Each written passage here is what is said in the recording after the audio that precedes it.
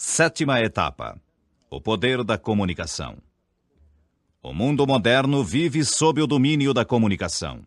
Daí a necessidade imperiosa que o homem sente de se comunicar, primeiro pela linguagem falada, depois pela linguagem escrita. Sabe da importância do que é escrito a fim de documentar suas ideias. O pensamento latino verba volant scripta manent, as palavras faladas voam, as escritas permanecem, vem ao encontro da prova documental. A palavra comunicar, afirma o Itaker Penteado, vem do latim comunicare, com a significação de tornar comum. Comunicação é convivência. Está na raiz de comunidade, agrupamento caracterizado por forte coesão, baseada no consenso espontâneo dos indivíduos. Consenso quer dizer acordo, consentimento. E essa acepção supõe a existência de um fator decisivo na comunicação humana. A compreensão que ela exige para que se possam colocar em comum ideias, imagens e experiências. O jornal, o rádio e a televisão unem os homens pela comunicação, pela cultura, pelo ensino. Hoje, as notícias correm céleres, atingem a todos os pontos cardeais com grande velocidade. Podemos sentir os efeitos desse milagre de comunicação em nosso país, do Acre ao Rio Grande do Sul, graças à Embratel. O homem de nossos dias não pode isolar-se, deixando de se identificar nos momentos necessários. Tudo ao seu redor é comunicação, num veemente apelo à sua palavra falada e escrita. Os jornais divulgam todas as informações e abrem suas colunas às cartas dos leitores. As emissoras de rádio e de televisão vão ao encontro das pessoas nas ruas movimentadas das cidades, procurando ouvi-las através de perguntas interessantes e entrevistas sobre assuntos palpitantes em plena via pública. Os radialistas e tevelistas procuram despertar o interesse por uma expressiva comunicação, dando a palavra às pessoas que passam no trabalho libertador de todos os dias.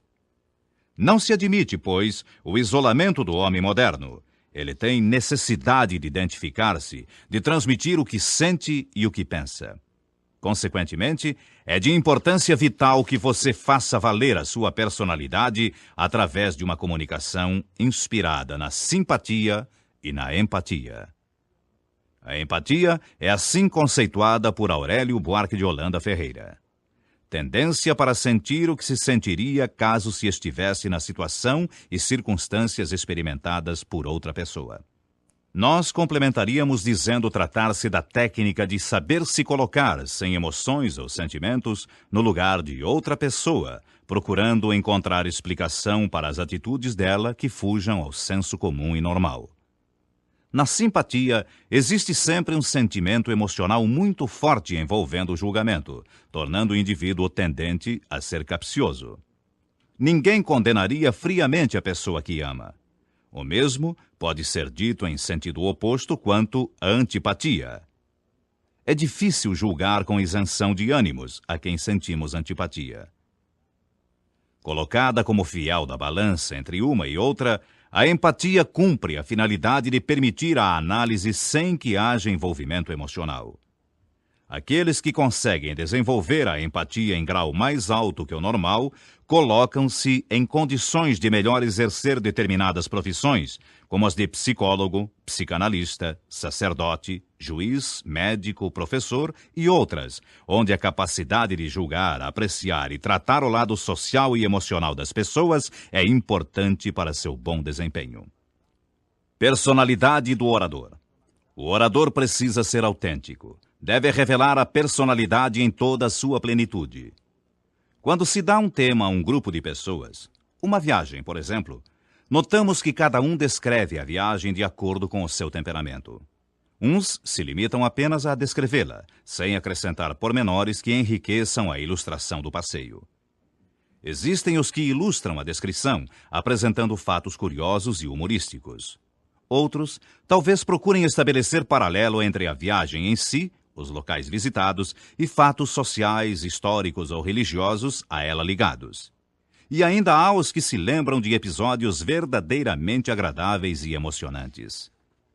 é a maneira de contar a viagem, valorizando-a com tudo o que é agradável que caracteriza o bom comunicador, o excelente orador. Na arte como na ciência, segundo Goethe, no fazer como no agir, tudo está em apanhar claramente um assunto e tratá-lo de conformidade com sua natureza. Como ilustração do que acabou de ser dito, acompanhe a descrição feita pelo saudoso jornalista de São Paulo, Rubens do Amaral, em torno do tema Um Trem Parte de São Paulo. Sinta o poder descritivo do autor fazendo a viagem com ele. O chefe do trem trilou por 2 vezes o apito e, alternando, respondeu-lhe um mugido curto e rouco da locomotiva num eco rápido pelas arcadas da Estação da Luz. O comboio largou macio e resvalou ao longo da plataforma, ganhando velocidade em crescentes impulsos. A fumarada da chaminé anuviou o recinto, invadiu em ondas os carros e lançou nos ares novelos pardacentos que se desenrolaram turbilhonando, acenderam esgarçados e se confundiram na garoa da manhã de inverno. Nos quadros das janelinhas perpassaram, instantâneas, a correr para trás, a ponte da rua Couto de Magalhães, as muralhas da Sorocabana, cabinas, postes, máquinas, vagões. Apareceram à direita o Bom Retiro, bairro feito de cortiços a formigar em redor de grandes fábricas. À esquerda, os Campos Elíseos, na sua pretensiosa mediania de velho arrabalde aristocrático, que a Avenida e o Higienópolis desbancaram. A imagem do Sagrado Coração de Jesus na ponta da Torre Salesiana pareceu tombar para a frente, esfumada e indecisa na cerração. Passaram vertiginosamente as estações de Barra Funda, Água Branca e Lapa, com um ar britânico em seus tijolos vermelhos engradados de branco. O Casaril rareou. O P3 cortou em reta várzeas planas como lagos e transpôs, num fragor de reboos, a ponte do Tietê. Para trás ficava a capital paulista. Agora faça você a descrição de uma viagem e narre um fato interessante ocorrido no trajeto ou à sua chegada à cidade escolhida em seu roteiro turístico. Grave em fita cassete se for possível. Lembre-se de que toda sua palavra num discurso dessa natureza tem por objetivo convencer. A eloquência, como já foi definida, é a arte de convencer, deleitar ou comover. Sempre que possível, teatralize sua mensagem, tornando-a verdadeiramente acessível. Para o cálculo exato do tempo de um discurso, vamos cronometrar uma lauda datilografada ou um datiloscrito. Tempo de leitura de um datiloscrito, 3 minutos. Por exemplo, para um discurso de 9 minutos, tempo ideal da comunicação moderna, são necessários 3 datiloscritos. O soneto, o menor discurso em 14 versos, tem a duração de 55 segundos para ser recitado.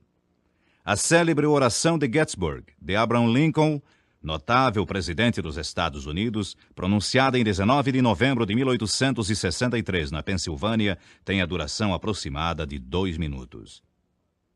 A oração O Prazer de Servir, de Gabriela Mistral, tem também a duração de 2 minutos aproximadamente.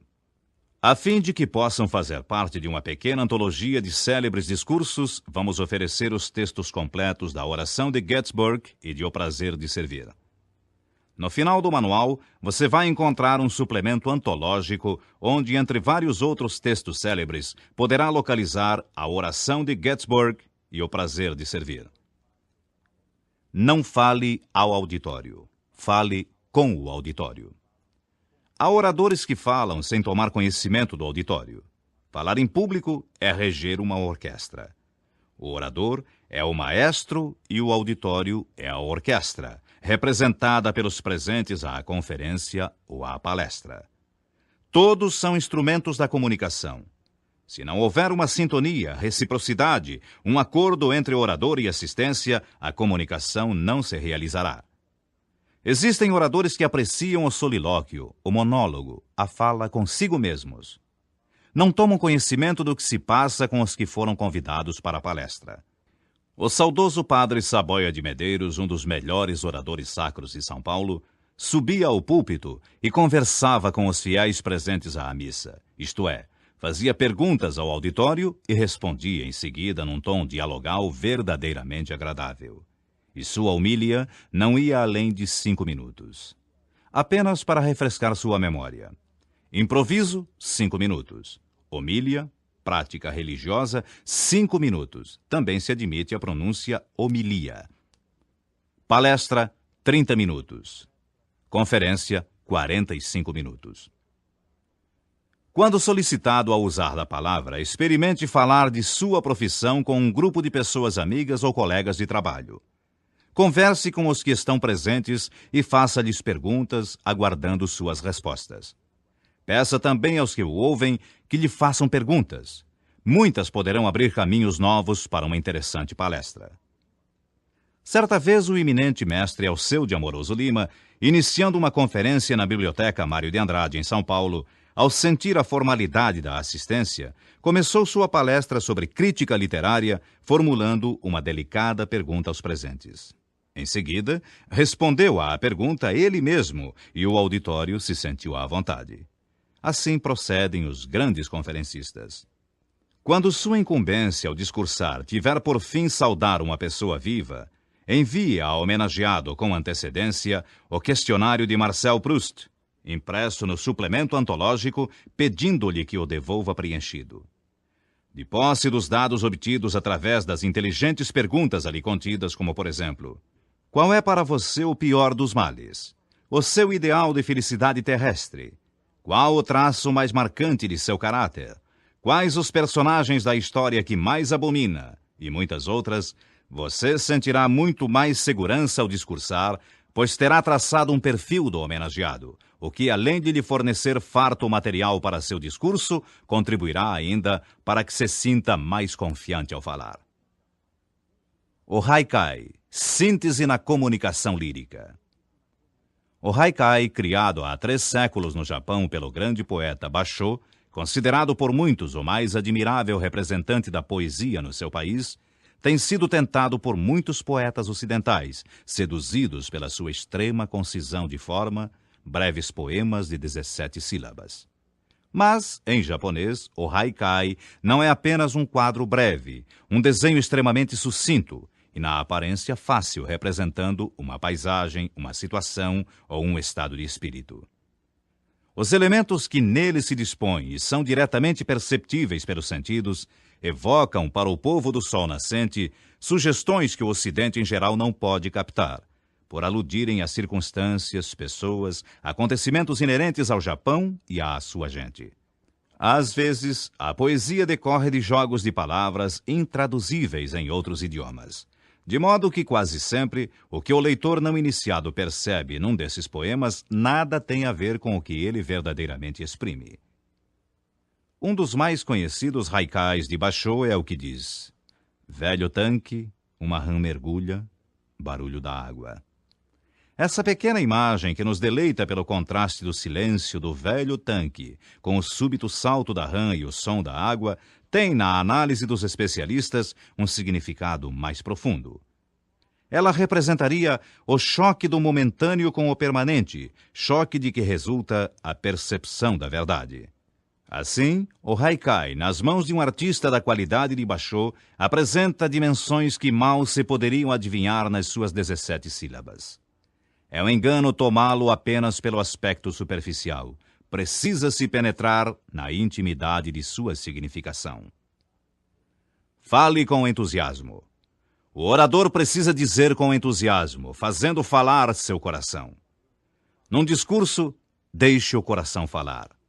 O auditório sente o entusiasmo do orador e também se entusiasma, se anima. Há uma íntima ligação do comunicador entusiasta com o auditório que o escuta. Um bom orador deve ser dramático para comover, para convencer. Em seu discurso, narre uma história verdadeiramente emocionante e demonstre sua sensibilidade ao contá-la. Para testar seu grau de capacidade atual de ser entusiasta ao contar um fato, leia com bastante vibração em voz alta a belíssima página antológica Os 3 Talismãs, de Teodoro de Moraes, que agora você vai ouvir, e sinta a força extraordinária da mensagem. Que é preciso para aprender? Perguntou um filho ao pai. Para aprender, Para saber e para vencer, respondeu o pai, é preciso buscar os 3 talismãs: a alavanca, a chave e o facho. E onde encontrá-los? Interroga o filho. Dentro de ti mesmo, explica o pai. Os 3 talismãs estão em teu poder e serás poderoso se quiseres fazer uso deles. Não compreendo, diz o filho, cada vez mais intrigado. Que alavanca é essa? A tua vontade. É preciso querer, é preciso remover obstáculos para aprender. E a chave? O teu trabalho. É preciso esforço para dar volta à chave e abrir o palácio do saber. E o facho? A tua atenção. É preciso luz, muita luz para iluminar o palácio. Só assim poderás ver com clareza e descobrir a verdade que vence a ignorância. Eis o segredo da eloquência. Experimente ler a página Os 3 Talismãs a um grupo de amigos. Leia com entusiasmo, sentindo-lhe os ensinamentos. Observe a reação entusiástica de seus amigos. O grande tribuno paulista Ibrahim Nobre sempre falou com muito entusiasmo, sentindo e vivendo as palavras pronunciadas. As palavras são um mundo de emoções. O orador precisa senti-las e transmiti-las iluminadas pela chama do entusiasmo, que é Deus dentro do coração. Aqui termina esta etapa. Para melhor aproveitamento do programa que você vem fazendo, é importante que ouça cada uma das etapas em ordem sequencial e tantas vezes quantas achar necessário para uma boa assimilação do assunto abordado.